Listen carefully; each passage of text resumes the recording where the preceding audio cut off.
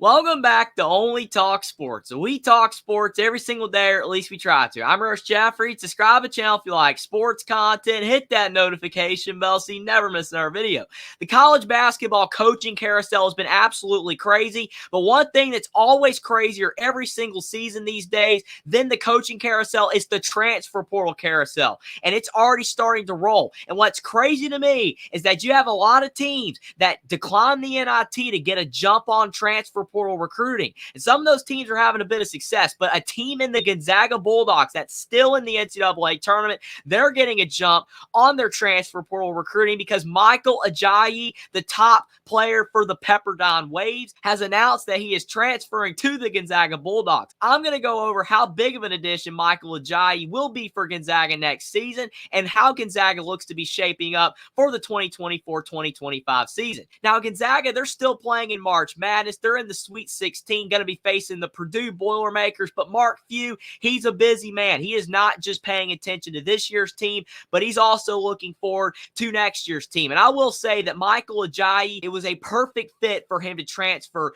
to the Gonzaga Bulldogs, and it made it a lot easier for Gonzaga because Michael Ajayi is from the state of Washington. He was born in Kent, Washington, so Spokane is not that far away for him, and it will be a lot better for him to be playing back in his home state. And Pepperdine also is not a good basketball team. They only went 13-20 this past season, and he was by far their best basketball player, and he was the top scorer in WCC play, which the only reason he probably was the top scorer is when you are on a bad team and you are the best player, then you're going to get a lot of looks. But you would think that Michael Ajayi would not be that efficient of a basketball player because of the fact that he was on a bad team and he was scoring the most points, but he actually shot 47% from the field and he shot 47% from the three-point line. So he's got great outside range. He only shoots 71% at the free throw line. That's something that needs to get a little bit better, but he's a guy that averaged 10 rebounds a game this past season and 17 points per game,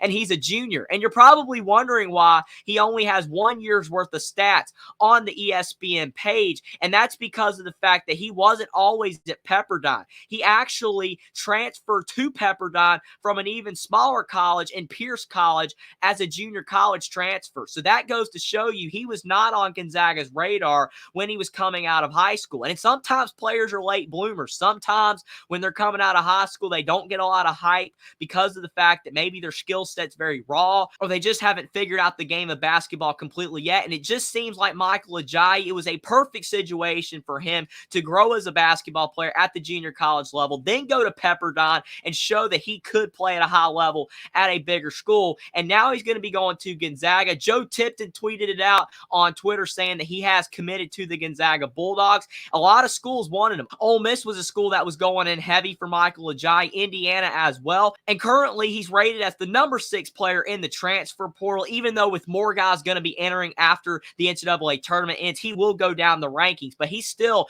a really highly coveted player, and I believe that his skill set will be able to translate to Gonzaga. Will he average as many points next season at Gonzaga? Probably not, but this is a big addition for the Gonzaga Bulldogs, and I believe that Michael Ajayi is going to be one of those players that, because he's going to be playing back in his home state and the fact that it took him the long route to become the player he is today and now being able to play at a bigger school and for a big-time head coach in Mark Few, he's going to value that, and it's going to make him a player that plays very hard for the Gonzaga Bulldogs. Looking at Gonzaga's scholarship chart, it looks like the only player that they're going to be losing right now for next season is Anton Watson, who's out of eligibility, but then they've got a lot of guys with key decisions to make. Ron Nimhard, Nolan Hickman, Graham Ike, those guys got to figure out whether they're coming back to Gonzaga or if they're going to go off to the NBA. All three guys are probably going to be on the fence for that. And then when you look at these other players, Ben Gregg, he's a guy that you would think would come back. Braden Huff, Dusty Stromer are younger guys that should return. Caden Perry, he retired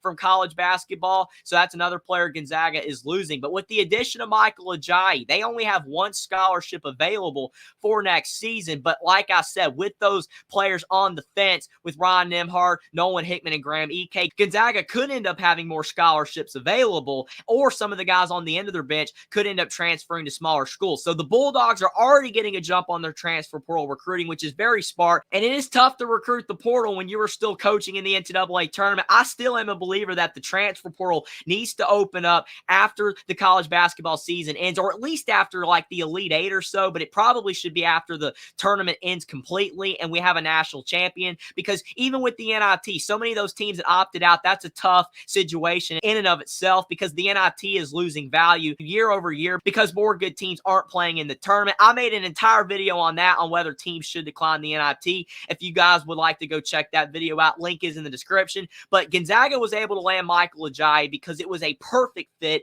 And when you have guys that are a perfect fit for a school, then it usually ends up working out at a high level. Gonzaga, people have been saying that they're taking a bit of a step back as a program, but Mark Few, we don't know how much longer he's going to be the head coach of Gonzaga, but it still looks like he's in this for the long haul. He's still recruiting hard. He's still bringing in good players. Michael Ajayi is a guy that's rapidly improving. He's a pretty good defensive player as well, a decent passer, very good rebounder, a solid shooter, and he does a lot of the little things well, and I think all of that's going to translate to Gonzaga. Being a 6'7" wing type of player, he can kind of play the 2, 3, and 4 positions, so he's very versatile, and I think that's going to help out with Gonzaga's roster positioning next season. But now for Gonzaga, it's wait and see mode. We have to see what's going to happen with the rest of March Madness and see when Gonzaga will be out of the NCAA tournament, and then see which of their other players might end up deciding to leave the program. And then Mark Few's going to have to do some more work in the transfer portal, but getting Michael Ajayi from the Pepperdine Waves is a fantastic start